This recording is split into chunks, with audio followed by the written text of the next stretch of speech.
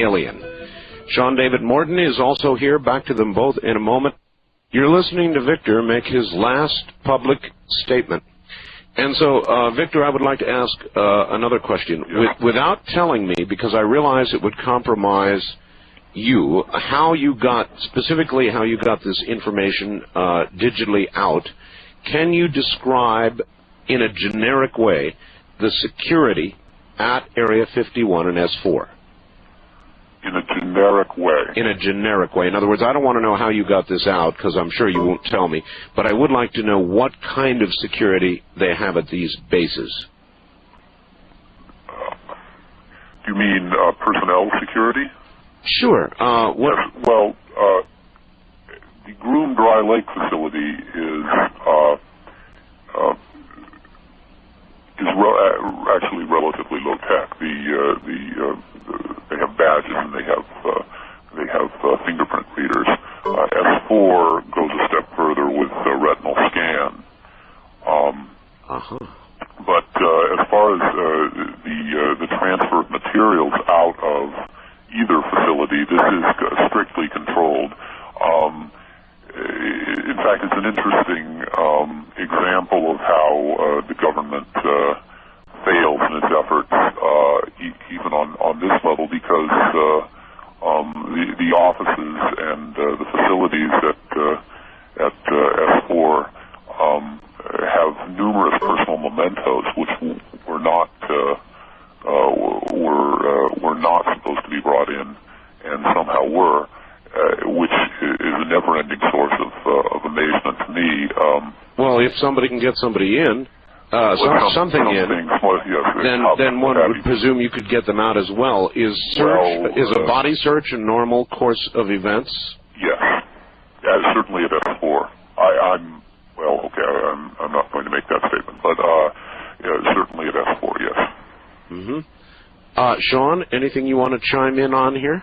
Yes. Can you describe anything about the hangars at S4? Anything unusual about the offices and how the hangars were actually connected? In what sense? As far as, were there offices at the far end of the actual hangars at S4? Do you mean by the far end? Do you mean in relation to the personnel elevators, or? The personnel elevators, did you actually stay at S4? I mean, did they fly you up there? No. At Groom Lake, there are military personnel who sleep at the base, but at S4, the staff is bussed in and out on a daily basis. Mm-hmm. And you were bussed in and out and then flown in and out? Yes. Yes, right, yes. Bob? In a sense, let us say, metaphorically speaking, that covers it. I didn't want to make comments about. All right. Bob Lazar was or claimed to be working, in essence, as a subcontractor, a civilian, employed to back engineer these craft that you talked about at S4. Right. Can you tell us if you were in that category or No. At this point, I will understand that you ask these questions, but obviously that falls within the category of questions I won't answer. All right.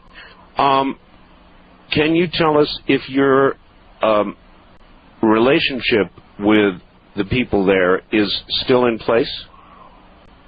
No, I will not specify, and I will not specify whether or not I intend to be going on to Utah. My profile at Area 51, I think I have succeeded in keeping rather vague my public profile in the statements I've made so far. I've reviewed the tape I made for Rocket several times, trying to imagine how someone might infer from my statements things that I meant to keep secret. And frankly, in that case, I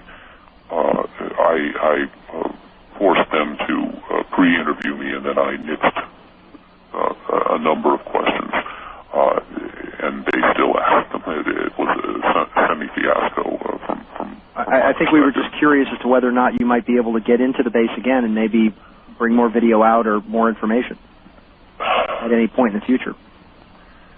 The moment when video could be brought out, I believe, has passed. That's not to say that another similar moment of confusion and indecision on the part of the authorities won't arise again. But this particular 2-minute 55-second clip was strictly a case of an opportunity presenting itself at a particular moment when the facility was in turmoil, when a number of forces came together. Number one, they've eliminated all of their video. Someone came up with the bright idea that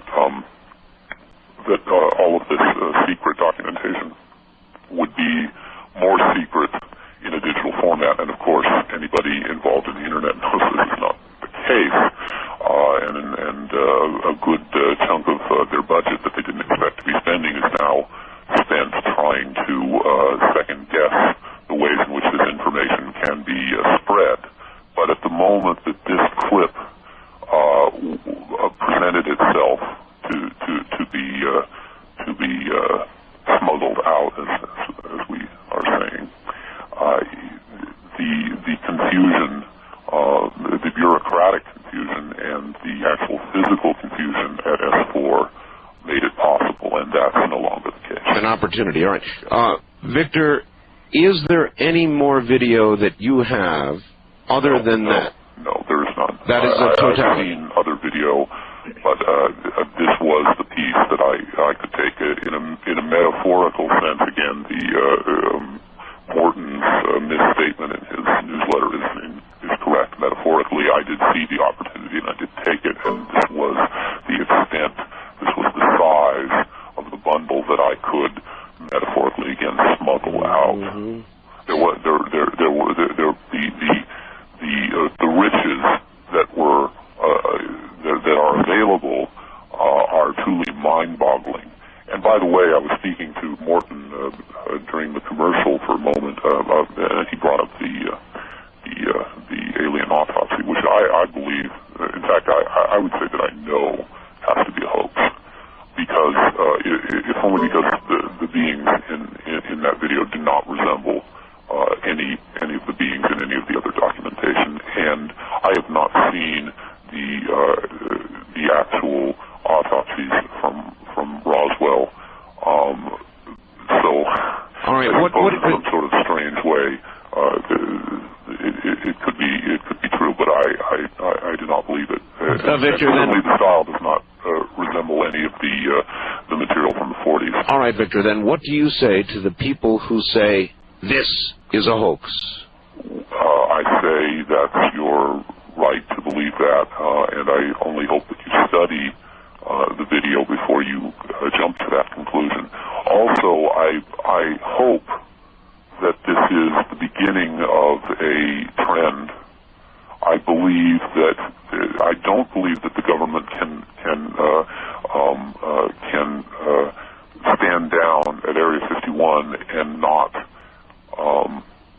have the kind of leak that it cannot spin to its advantage in the way that so many previous leaks have been spun. Victor, if they were to identify you now, knowing that you have smuggled this video out, yes. If they found you and identified you, what do you believe would happen to you?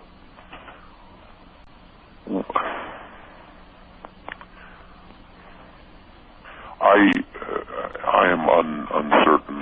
Clearly, Robert Lazar is still alive, but I believe that he has suffered more than even he really understands for what he did. And there have been others who still remain nameless. I suppose at best I would be another